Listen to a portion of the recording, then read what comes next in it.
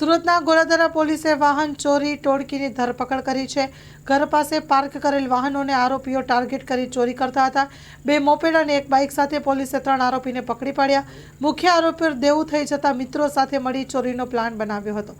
હાલે પોલીસે મુદ્દામાલ સાથે આરોપીઓને પકડી પાડી કાર્યવાહી હાથ ધરી છે। સ્ટોરી રિપોર્ટ બાય સુરતથી સતીશ કુંભાણી સાથે કેમેરામેન ચિંતન ગજેરા। ગોળાદરા પોલીસ સ્ટેશન ખાતે મોપેડ ચોરીની એક ફરિયાદ નોંધાઈ હતી, જેને અનુસંધાને પોલીસે એક્ટિવેટ થઈ અને એને તપાસ હાથ ધરી હતી, જેમાં અમે સીસીટીવી ફૂટેજ ફોલો કર્યા હતા અને સાથે સાથે અમારા જે બાતમીદારો હોય એનું નેટવર્ક પણ એક્ટિવેટ કર્યું હતું।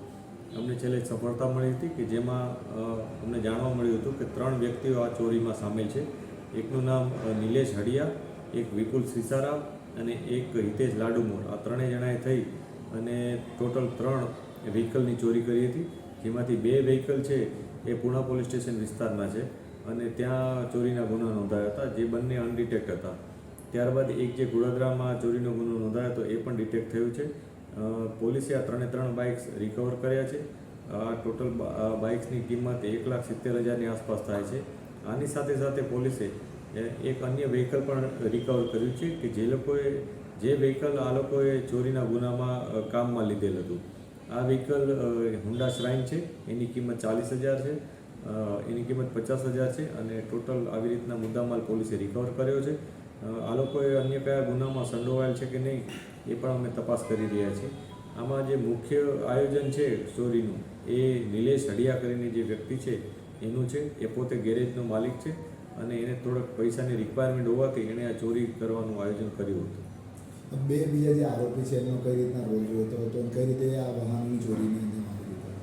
આરોપીઓ અંધારાના સમયમાં વિસ્તારમાં ફરતા રહેતા હતા અને પછી જે જગ્યાએ એમને કોઈ વ્હીકલ એવું દેખાય કે જેમાં લોક ન હોય તો એ વ્હીકલને એ લોકો બંને જણા થઈ અને દોરી જતા હતા અને દોરી જઈને આગળ દેવદ ગામ ખાતે એક પ્લોટ છે, જે બાંધકામ ત્યાં થયેલું નથી પરંતુ દિવાલ વાળેલી છે, આ પ્લોટમાં જઈને મૂકી દેતા હતા। આ પ્રકારે એ લોકો ચોરીના ગુનાનો અંજામ આપતા હતા। આવી ટોટલ 3 ચોરી અત્યાર સુધી પોલીસના ધ્યાને આવી છે। અન્ય ચોરી છે કે નહીં એનું પણ અમે વેરીફાઈ કરી રહ્યા છીએ અને ફર્ધર પોલીસ કસ્ટડી પણ માંગીશું। સર, વાહન સંતાઈને રાખવાનું કારણ શું? જેમ ચોરી કરતા હોય આ લોકોએ અત્યારે જે વાહનો મૂક્યા હતા એ એક સાથે 3 મૂકી દીધા હતા ચોરીને, એટલે એમનું આયોજન એ પ્રકારે હતું કે કોઈ એનો ગ્રાહક મળી જાય તો એકસાથે બધા બાઇક્સ આપી દે અને અવાવરું જગ્યાએ રાખે, જેથી એમનું કોઈ જગ્યાએ સીધી સંડોવણી જણાય નહીં। એ પ્રકારનું પ્રાઇમરી અમને જણાય છે કે આ પ્રકારનું એ લોકોનું પ્લાનિંગ હોઈ શકે, પરંતુ હજી વધારે ઇન્ટ્રોગેશન કરશું ત્યારે વધુ ખ્યાલ આવશે। ચોરી કરવાનું પાછળ કારણ શું? મોજ શોખ કે પછી આર્થિક લાભ? આમાં જે નિલેશ હડિયા છે જેનું ચોરી કરવાનું આયોજન છે એ પોતે મોટા દેવામાં આવી ગયો હતો। 17 લાખ રૂપિયા જેટલું દેવું હોવાનું અમને ઇન્ટ્રોગેશનમાં જાણવા મળ્યું છે। આ દેવું કયા પ્રકારનું હતું, શું હતું એ અમે ચકાસી રહ્યા છીએ, પરંતુ અત્યારે એવું જાણવા મળ્યું છે કે આ દેવું ઉતારવા માટે એક ચોરીના રવાડે ચડી ગયો હતો। બંને જે 2 બીજા યુવકો છે કઈ રીતે એમને લાલચા આપી હતી?